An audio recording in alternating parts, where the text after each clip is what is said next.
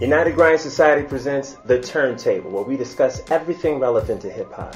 I'm your host. My name is Haiku, and today's topic is going to be, does race affect success in hip-hop? Is history repeating itself right before our very eyes? We'll also be discussing the parallels between hip-hop and rock and roll on The Turntable.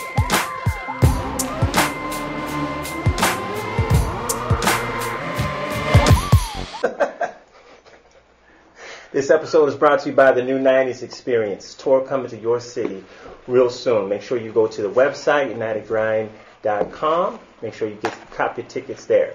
All right, well, we got to introduce the panel here before we get in the conversation. As I said, my name is Haiku, and beside me I have MC, halfofe.com, by the name of Siege. Siege, from the mighty E-Dot. Thought I told you that we won't stop. That's right. Okay. All right. We also have a homeboy, Speed from Rhyme Roy. Hi, my name's Speed. Damn. Okay. And we also have Jinx. Hi, Jinx. Jinx most high in the building, man. You already know United Grind. We out here. That's what's up. All right. So today we're going to tackle a pretty big topic, right? And we talk about race and how it affects success in hip hop, right? Be respectful. Be respectful. We definitely gonna be respectful. Nothing less than that. But let's get into it now. Okay, here we go. So and let's go. Let's go. You want to start this conversation? Sure, I sure would. Okay. So does it affect success in hip hop? Absolutely. Okay. Well, how does it affect success in hip hop? It's really sad that I have to use this example because I didn't particularly like this person's music, but when they explained it, I couldn't do anything but agree. So when Benzino was having issues with Eminem, obviously I liked Eminem as an artist much more than Benzino. But Benzino's point was, this dude can talk about anything and people will support it. We, speaking about black artists, have to talk about a specific lane or else we get labeled or shunned. What lane like, you talking about? Money, guns, cars, drugs. I figured that's where you was going. So Benzino was saying, if I talked about killing my mother, or if I talked about stuffing my girl in the trunk, it's just thuggery at its worst. Right. They're not gonna roll with that, but he can do that and make fun of it, and everything's cool. And that definitely was because of Eminem's race. I think, cultural differences there, What culture is stuffing a woman in a trunk? I'm just talking about that shit isn't even considered like comedy. Like, of course, that shit, I got you. Even for Eminem, it was like a parody, you know what I'm saying, of how he felt about his mother more so than him actually doing that. Oh, right. But that shit isn't like, you know what I'm saying, in most black homes and the black community period, like that type of shit just isn't funny. You know what I'm saying? Like nigga, we fight over your mama jokes for real. You know what I'm saying? Like, we ain't cool enough. So I'm just saying, like, that's a good point. Even if you don't like your mama, you know what I'm saying? Like, so I'm just saying, like, that's just, to me, that's a cultural difference. Where I think I can't remember which Beastie Boy it was. Do you know what I'm saying? But like rap music, and maybe I'm going to get a lot of heat for saying this, but like rap music is the only music where kids just don't care about, like rock music. If you're making rock music right now, you have to love Led Zeppelin. Yeah. Like you have to. Mm-hmm. Rap music, a 20-year-old does not care about Public Enemy. I know that could be blasphemous, but it's the truth. Right. That's true. The Beastie Boys have rolled the same sound, you know what I'm saying, for decades. Because they can do that. They were able to do that. Why are they? LL, who came in the game pretty much right with them, had to change his sound over and over. He had to reinvent himself over and over again. Is that a mechanism of the fan or a mechanism of the art? But it just so happens that as a white artist, you don't have to change with the times. I think you don't have to I think evolve. you're absolutely correct. The only difference that I have in that, I think that's when you look at hip hop has always been competitive. So it's hard to detach hip hop from the competitive nature of hip hop. So when you start talking about artists like the Beastie Boys or whoever else we be talking about, because there are some black artists in that same type of lane too that get that undying love from fans and stuff, like, you know, what to do with it. As big as Beastie Boys, though? No, not like that at all. That's what I'm talking about. But I'm not talking about like niche artists that kind of have their own lanes and shit like that. I'm talking about artists that are able to build. I'm talking about artists. There are very few artists that have, like, whether you want to call it old school or alternative lanes, that are able to build like man, who the fuck is doing like what the fuck Rhyme Sayers is doing outside of like maybe Tech Nine? That was the only one I could think of. As you were saying it, I was like, there's maybe one. Well, the reason why the point I'm making about the Beastie Boys in particular is that their fan base is the type of fan base that would be like a Leonard Skinner fan base or like Deadheads or something like that. So their fan base in general is just coming from a different angle when it comes to the music. So that person can do but that's the whole thing. Music. But that's the whole thing with white hip hop artists. That is always the case. That's a part of, you know, the primary difference. When you have artists like Eminem, MGK, fucking, you know, I mean, any of them, they always are able to grasp another, you know what I'm saying, another fan base that has no affinity for hip hop at all. Do you think they reach out to that fan base? Or does the fan base reach out to latch on to them? The fan base is looking for something they can associate with. And if you can associate with Eminem, if you can associate with the Beastie Boys, then you will. That's the thing. And my problem with that is, now I've always had this problem, is people that think like that, I understand, like, okay, Eminem, he might look like me, or he's talking about things I can relate to, I like him. Right. They don't necessarily like hip-hop.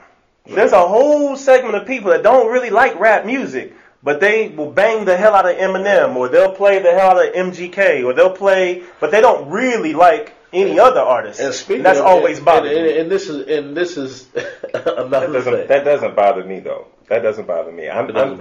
No, not that aspect. That particular aspect. I'll tell you why it should after you explain. No, I feel if whatever doorway they can come into hip hop, if there's a chance that they could be exposed to something different. But they're not. That's what I'm saying. Well, the fact that they're not, there are people that have come in through that door. There are. And have been introduced and like, oh man, I didn't know that all this other stuff was out there. Mm-hmm. You know, and I feel if Eminem or another white artist was their doorway, that was their gateway, that's all right. That like Jinx said, culturally though. That is great. Because a hip-hop fan is looking on that competitive edge. We're looking for the next great. You're looking for the next great. Look, whether it's the next great from the same artist, we talked about LL last episode.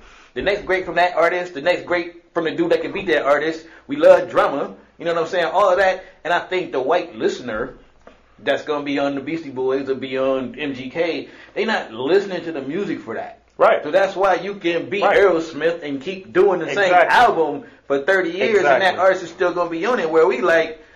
LL played out. He's old. Public Enemy is old. This and the other. So this is I mean, I get the Eminem thing, and I get why it looks like they could do whatever and come up with, but their listener is listening for something different. See this, and you know what, man, and you know, as a listener, as a fan of the music, it's always been skills based for me. You know what I'm saying? Like I can get behind, you know, almost anybody if they have the skills and the talent, and so. It's never really been, you know, about skin color for me, but at the same time, when I look at like the spectrum of the culture, like I know appropriation does exist, and so that the ultimate question comes into play is like, when does towing that line become appropriation? You know, you mentioned MGK. I just watched Old Boy on Netflix. Motley Crue, the Motley Crue movie and stuff like that, and I see that. You know, even with, I guess they did a song together. It's like at the end of the movie during the credits. And you know what I'm saying? I mean, like, I guess he's rapping. You know what I'm saying? You know what I'm saying? But, you know, I mean, it is what it is. I guess MGK is also one of these ambiguous, you know, motherfuckers that culturally ambiguous. No, not even culturally ambiguous, just musically ambiguous. Right. Like I'm a rapper, but I don't rap all the time type shit. Right. I guess you know what I'm saying. So with the rock and roll shit, I don't know if he's heading in that direction. Very much so. You know what I'm saying? And I mean, whatever. Mm-hmm. You know what I'm saying? That's cool, but when does that become appropriation? Because what are you doing for hip hop in that sense? And that was my point why you should care.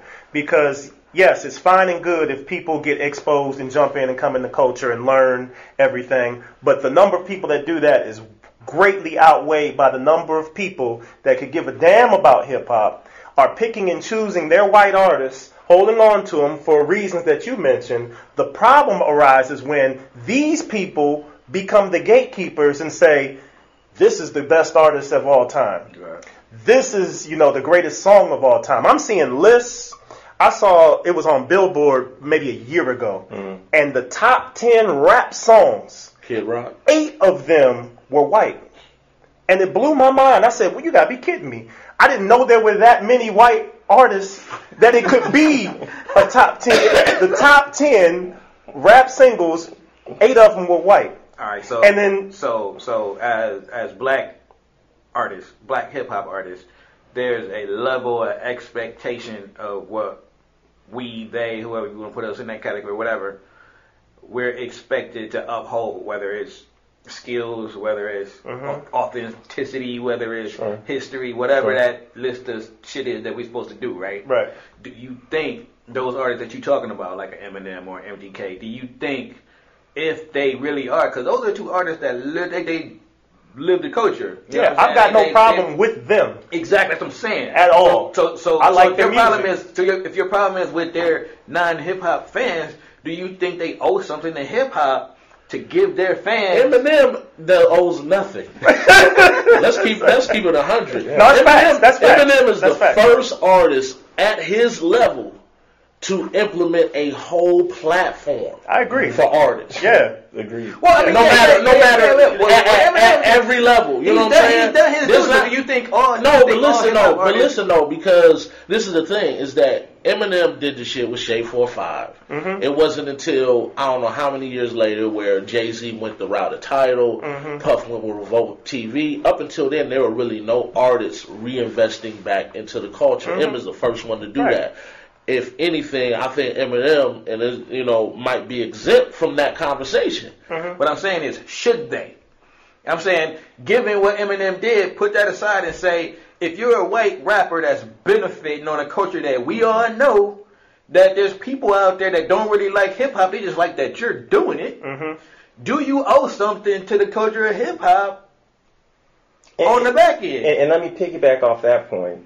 If they do owe something, do we know, can anyone say with clarity that we know what they're doing in their own communities to actually go, push hip-hop forward? We don't know. We don't know everything that they're doing. We know what Eminem's doing. Well, we are talking. I'm talking about other. Well, he's an easy target, because you can look and see. Give me another name. Give me another person.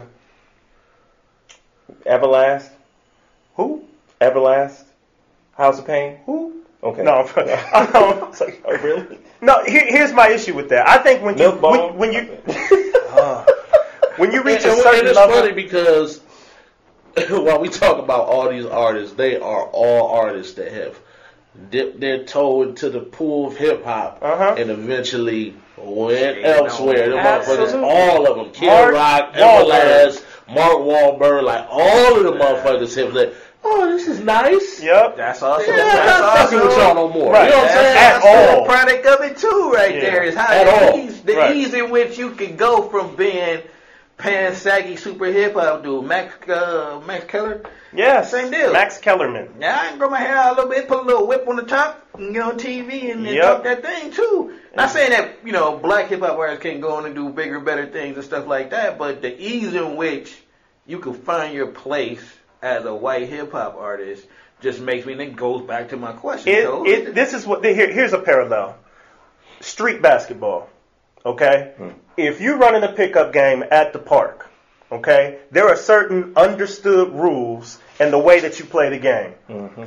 If someone outside that culture, let's say they're white, and they show up and they want to play, and they call charge, or they call backcourt, that's not... Thank you. That's not going to happen. You call what? Right. What you call? That's not acceptable within the defined rules of what we're doing. My issue is when someone does it in hip hop, they come in and try to redefine those rules. Like charging is cool now, or we're going to call back court now. Like, no, we've been doing this forever. How are y'all going to tell me? Are you secretly talking about Drake right now? I didn't think of that parallel. I might halfway be talking about Drake. Okay. Well, I mean, not that I'm not saying that Drake is a white hip hop artist at all, but that's why I said halfway. I'm halfway talking.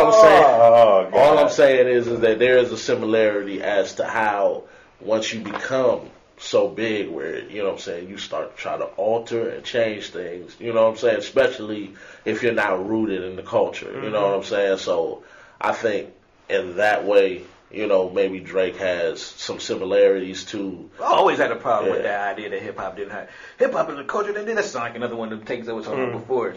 Hip hop is a culture that doesn't have rules, and that's what I love about it. And hip hop absolutely has rules. You don't know them, but they got rules. Even care about you don't even care about them. So here, I want to do this before we wrap up. I want to make this parallel. Give me the black version of Eminem. Royce? Nigga over here with parables? Okay, no. All right, well, give me the white version of Nas. The white version of Nas. Give me the black version of G-Eazy. So the point I'm trying to make here is there's an entire lane that they do that there's no equivalent to on the other side. What we were saying before is they can't do that. They can do this, but we can't do that culturally or being accepted doing it. Do you want to? No, I definitely don't want. I don't want to, but there might be people out there that want to that can't because of that. There are no, like, I can give you an example of a black artist that sounds like Nas or might have that type of lane. I can give you an example of somebody that might sound like Redman. I can go down the list. Okay. There's a long list of white artists that have so are they more original? Is that what you're saying? I would hate to say that, but right, I want to know why there is no parallel to them. If you go back and you talk about like what we call the golden era, would you agree that it was more difficult for white artists to find very, yes. Okay, so why do you think that was? Because there were checks and balances.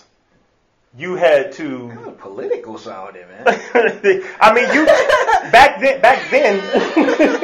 then you had to almost get co-signed by somebody to get in. Like Beastie Boys were co-signed by Run DMC. And I mean, Third Base was co-signed by. And you also have to keep in mind that hip hop hadn't quite reached its pinnacle as far as like penetrating, you know, the suburbs. Like, you know, after it got to a certain point, is really when you had, you know, kind of the fans start to become artists, you know, more than just fans. Mm-hmm. You know what I'm saying? So, well, I think the only reason I brought that up is because I think back in the 80s and the 90s, I think if you were a white rapper trying to get on, I think first of all, you were rapping. You were rapping, number one, but I think you also had to do a dance. Shout out to L1, man. You know what I'm saying? I think you had to do a dance. you had to do the same dance that some of these black people are doing now. You know, now we like 14% of the population now, so it's easier for them to pull that dance off. Right. Than it ever was for any black artists to do it. But in the 80s, 90s, like when you said Everlast. Oh, he said Everlast. Yeah. Everlast came out. They pushed dude as this pretty boy white MC. Yeah. And then he went on to be the grungy. He went the opposite way. Yeah, he went the total opposite way. Mm-hmm. Right. I don't think a black artist could do that. Right. But he was thorough when he came out. I mean, the cast that he came out with was legit. Yeah. He came out with Rhyme Syndicate. Yeah. Yeah, they weren't about to put on no dude that wasn't the body. But that's the thing. I don't think it has anything to do with skill. I don't think it has anything now to it do doesn't. With... No. I'm saying, like, I think even then when, you know, a lot of these artists, when you look at them, you know, 20 plus years later, and they're basically completely disassociated with hip-hop now. Mm-hmm. You know what I'm saying? I see that, you know what I'm saying, on a local level. Like, you know what I'm saying? Mm-hmm. I see cats who, you know what I'm saying, like, I was doing shows with, you know what I'm saying, like 10 plus years later, like, you know, obviously there's, you know, the growth and the, you know, and age and life change and things like that. But to me, that's different than like a complete disassociation from hip hop, especially when you were that involved. To me, that has a lot to do with just the ability to say like, oh, I like this. I'm done with that. I think that that's just some inherently white shit. Just to keep it real with you. It's some inherently white shit. Like, I can do this for a while. When I'm done with it, fuck out of here. You know what I'm saying? Same thing like and you can be dope, and you could have been dope as fuck. You know what I'm saying? During that time, but when you're done with it, I'm done with it because I'm not invested. I'm not truly invested. We started this on Eminem throwing his wife in the trunk, right? And how a black artist could not pull that off because culturally, it's clear out the gate that that's a joke for Eminem. But there's so much at risk for a lot of these, you know, gangster sounding black artists to come off a certain way and to really mean it. The same thing these dudes is going to jail now because of their lyrics. Right. It's because it's really supposed to mean something in the culture of hip hop when you say what you do and what you did and what you've been through. Right. There's no standing for that for somebody like Eminem. When Eminem do go at somebody, it still comes off like a joke. Right. Yeah, I mean, I understand what you're saying artistically, man, but I like I said, man, I gotta reiterate that shit. I have to say that Eminem is probably one of the truest hip hop heads I don't disagree in the game, especially at his level. Like, as far as him in the culture, he is dedicated to the culture. Student of the culture. Very much so. Complete student. Like, one of the only artists in, like, the upper echelon that, like, still freestyles and shit. Like, you know what I'm saying? Still can. Yeah. and that's my, that is my point. I want to wrap up my point. I think it needs to be the wrap up. Yeah, the wrap up this. Make it count. The hip hop culture is welcoming to any and all. It always has been. I mean, if you go all the way back to Beach Street, it was all types of nationalities. The issue I have, and I think some of us have, is when people dip into that culture, take what they want, and then leave out. Miley Cyrus. My bigger issue is people trying to become the gatekeepers of something that isn't theirs. And people trying to put titles like on what happened to rock and roll. And I just don't want 30 years from now people trying to tell me who the king of hip hop is, and it has nothing, and we know the real story. So therein lies my issue. The culture's welcoming. We're all welcoming. Come in, but if you're in the culture, be in the culture. Right. Don't just pick and choose what you want and then bounce back out. Right. No, I completely agree. Rules of Hip Hop by Siege and Jinx. Yeah, man. What you got? I want to know how come I just want to know how come Haiku all in the comments, man. You want to know how come Haiku didn't have anything to say about Well, I think it's when we talk about hip hop, you know, it being such a, because I battled with that a lot, you know, in thinking about it, in my thoughts about it. About white people? Well, just hip hop as a music genre. I know you're kidding. So as a genre, because, you know, I was talking about it with my wife, and we were talking about just hip hop as a whole. And we were talking about like what is this? Is this hip hop? Is that hip hop? Would you consider that? And after a while, I was like, wait a minute, hold up. Let's go back to what hip hop is about, at least for me to define it.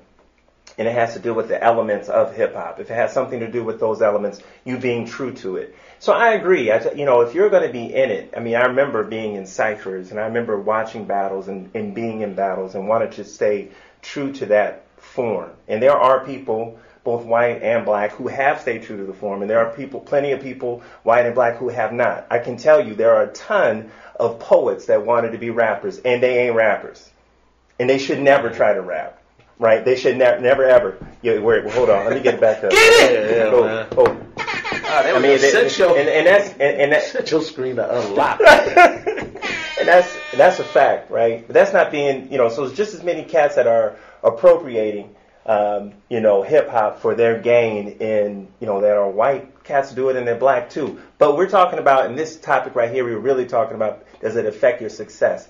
And I agree, it does affect. Race definitely does. We're talking about money sales. But typically, where it really breaks the line, where the really breaks the camel's back is when we talk about the gatekeepers. That's it. I'm trying to absorb the whole thing from the musical standpoint, and I can give a fuck, man. You gave me a good album. Mm-hmm. You gave me a good album. Life happened. You changed, but I like what you did right here. That's fine with me. What I don't like is the gatekeepers and someone telling me that this is music or this is real and that's not real. That's what I have a problem with.